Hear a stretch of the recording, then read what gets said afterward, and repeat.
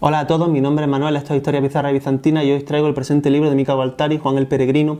Por su página somos testigos de cómo la Edad Media está llegando a su fin, del mismo modo que también está llegando a su fin el milenario Imperio Romano del Oriente, y cómo uno de sus últimos basileos, en concreto el penúltimo, Juan VIII Paleólogo, tiene que realizar patéticos esfuerzos para uncir la Iglesia Ortodoxa Oriental al yugo de la Iglesia Católica Occidental, y solo de esta forma los occidentales cristianos ayudarán a sus hermanos orientales totalmente acorralados y acosados por el avance musulmán turco.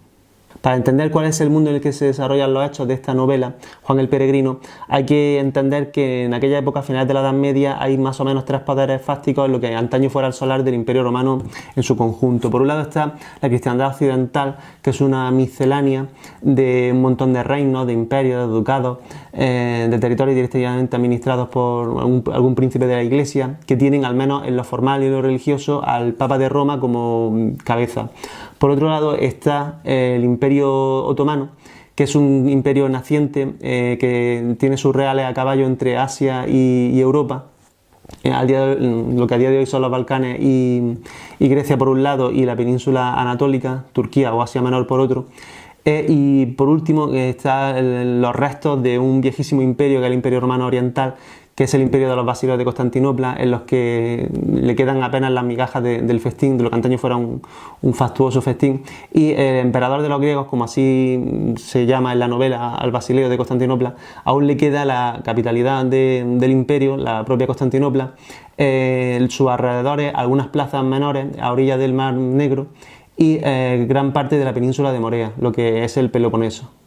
Pese a lo que pudiera parecer, el poder del emperador de los griegos, esto es del Basileo de Constantinopla, es bastante fuerte, puesto que aunque los sultanes otomanos son mucho más poderosos que él, lo cierto es que los sultanes otomanos, viven perpetuamente asustados ante la perspectiva de que se den las siguientes circunstancias. Por un lado, una cruzada occidental, es decir, un gran ejército de occidentales cristianos que se unan bajo un único mando para expulsarlos de los Balcanes y de Grecia, e incluso pasar a Asia Menor y expulsarlos de allí también. Y por otro lado, que a la vez que se produce esta cruzada, los bizantinos se levantan en armas en la propia Constantinopla, que recordemos que está enclavada justo en el centro de su creciente imperio. Todo esto se materializa en una política otomana de debilitamiento del Imperio Romano Oriental. De hecho, este debilitamiento es tal que si un basileo de Constantinopla quiere reinar, el que le tiene que dar el plácet es el sultán otomano que en ese momento reina.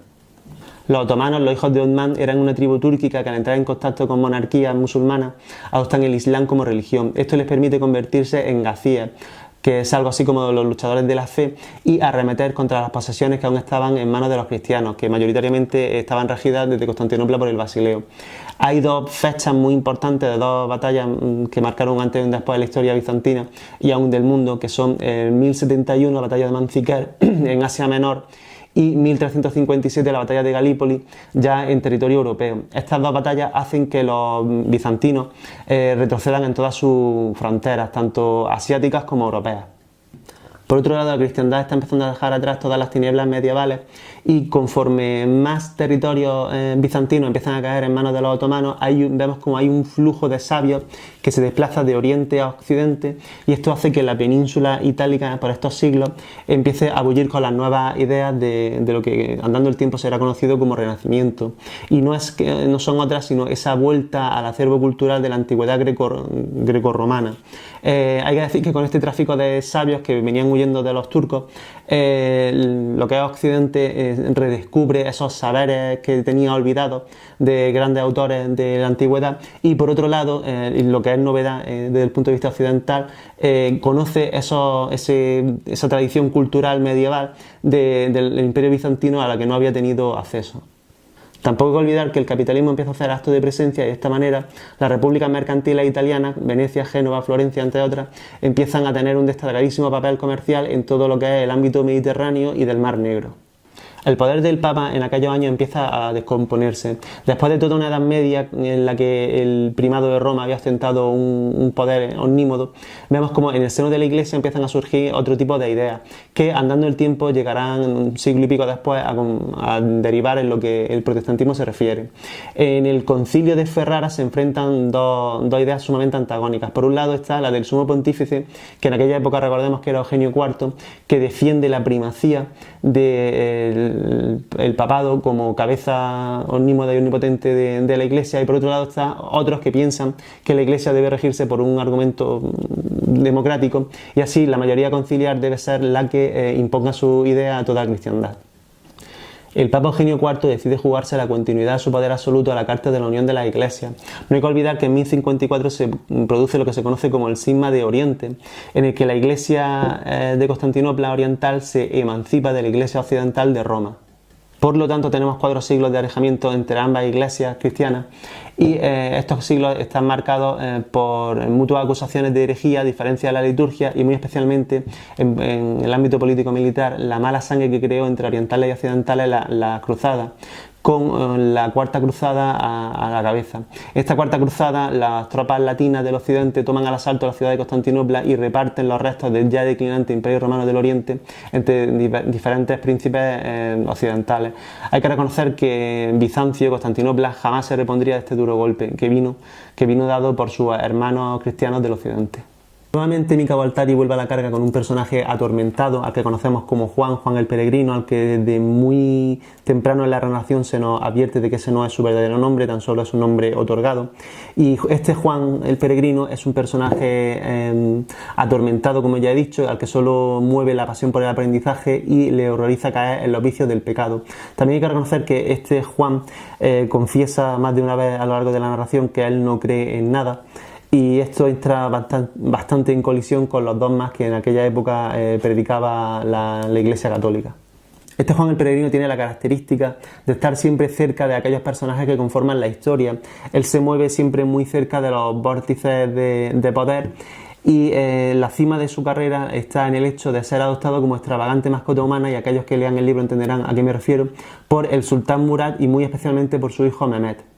Una cosa muy característica de la narración de Juan el Peregrino son sus secundarios, y estos secundarios en el libro llegarán a tener una gran importancia en las décadas posteriores y en los acontecimientos que llevarán al fin del Imperio Romano Oriental y del fin de la Edad Media. Estoy pensando en gente como el sultán Mehmed, al que vemos en horas terriblemente bajas en Juan el Peregrino. Estoy pensando en Giorgio Escolarios, que llegaría a ser el primer patriarca de la Iglesia ortodoxa bajo ya dominio otomano.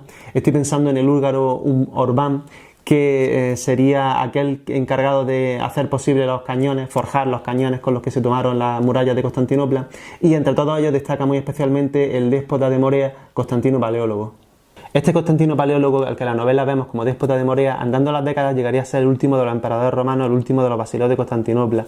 Nada hacía pensar que eso fuera así, puesto que su hermano Juan VIII, el basileo reinante, era joven, pero la muerte se encargó de que efectivamente así fuera, y este Juan VIII murió joven y sin hijos.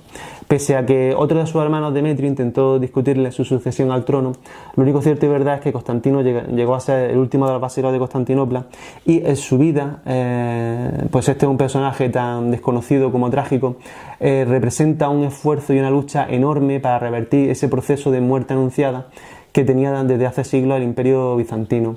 En la novela Mica Gualtari lo retrata, nos lo narra de forma enternecedora, ¿no?, como un gran soldado al que sus hombres seguían a la batalla sin rechistar, y tuvo un fin bastante trágico, y es que murió acaudillando a unos pocos miles de fieles y a un ejército compuesto por mercenarios genoveses. Murió cumpliendo con su oficio de emperador en las murallas de Constantinopla el día que la ciudad fue tomada de asalto por los turcos.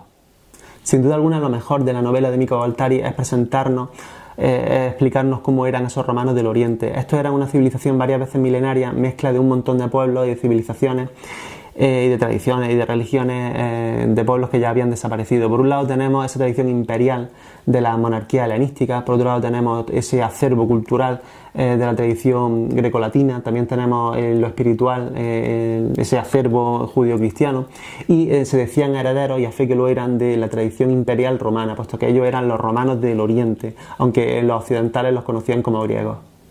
La civilización romana oriental fue una civilización muy resiliente y que duró muchísimo tiempo. Estuvo plagada de grandes y gravísimas crisis en las que parecía que todo se perdía, todo llegaba a su fin, y por otro lado de grandes momentos de esplendor y de cultura en las que la influencia de Constantinopla abarcaba todos los ámbitos: político, militar, económico, religioso. De la misma forma que en Occidente fue la Iglesia de Roma la encargada de civilizar y domeñar a los pueblos bárbaros que asumieron el legado imperial de Roma, en Oriente es Constantinopla la encargada de domeñar y civilizar a los pueblos bárbaros en los que a lo largo del transcurso de los siglos se va enfrentando. De esta manera, heredera de la Constantinopla ortodoxa, tenemos a lo que son las iglesias eslavas de los Balcanes y muy especialmente a la iglesia rusa. Sin duda alguna, la causa litúrgica que más ayudó para separar ambas comunidades de fieles fue la llamada controversia del filioque. Recordemos que la Iglesia de Constantinopla hacía creer a sus fieles que el Espíritu Santo emanaba directamente del Padre, y que la Iglesia romana, al añadir al credo de Nicea la palabra filioque, hizo creer a sus fieles que el Espíritu Santo emanaba del Padre y del Hijo. Esto, que a priori en nuestro siglo XXI, en nuestro descreído siglo XXI, nos puede parecer una solemne tontería, ayudó a que durante siglos ambas comunidades de fieles las separara un abismo. En definitiva, la sociedad romana oriental que nos presenta Mico Gualtari en su libro Juan el Peregrino es una sociedad muy antigua, milenaria. Es una sociedad muy orgullosa que se repliega en sus costumbres, puesto que ve como en el plano militar retrocede a marcha forzada ante el avance otomano. En el plano comercial está avasallada totalmente por la República Mercantil Italiana, con Venecia y Génova a la cabeza, y es una sociedad que debe unirse si quiere subsistir a la Iglesia Latina Occidental, a esa misma Iglesia Latina Occidental que 200 siglos antes, arrasó y destruyó Constantinopla en 1204 en el seno de la Cuarta Cruzada. Juan el Peregrino de Mico Gualtari está editado por la editorial Penguin Random House en su colección de bolsillo. La verdad es que es una edición con tapa blanda, que tiene un papel de bastante buena calidad para ser una edición barata. Tiene un total de 527 páginas, tiene un gran comportamiento en mano, pues apenas pesa 582 gramos, y puede ser encontrada en comercios por un precio de 9,95. De su autor, Mico Gualtari, podemos decir que nació en 1908 en Helsinki y murió en 1979 en la misma ciudad. Estudió teología y filosofía y ejerció como periodista gran parte de su vida. Cuenta Mico Gualtari con novelas de gran fama.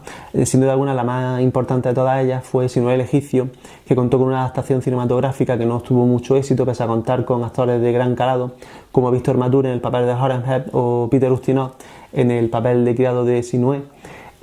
También entre su obra destaco El Etrusco, SPQR, Marco el Romano o este libro, El sitio de Constantinopla, que es la continuación del libro que hoy os presento, Juan el Peregrino. Bueno, ya y a modo de conclusión tengo que decir que me ha gustado mucho este libro de Mico Gualtari, Juan el Peregrino. En él se establece el prólogo a la muerte de un mundo, a la muerte de una civilización, que es la civilización romana oriental, la civilización bizantina, el mundo medieval, y con su muerte alumbrará dos nuevas realidades: en Occidente el Renacimiento y en Oriente el Imperio Otomano, que estará vigente hasta después de la Primera Guerra Mundial. Simplemente desde aquí recomendar encarecidamente la lectura del libro, está muy bien. Es el prólogo magnífico de esta otra gran novela, El sitio de Constantinopla, que más adelante traeré al canal, en la que Juan el Peregrino encontrará su destino a los pies de la muralla de Constantinopla. Y bueno, hasta aquí llegó la reseña de Juan el Peregrino de Mico Gualtari. Espero que haya sido de tu agrado. Si tienes alguna duda, sugerencia o inquietud, pónmela en comentarios. Yo, a la medida de mis posibilidades, trataré de resolvértela. Dame un like para recompensar mi trabajo. Suscríbete para estar atento a las novedades del canal. Gracias y nos vemos en la próxima.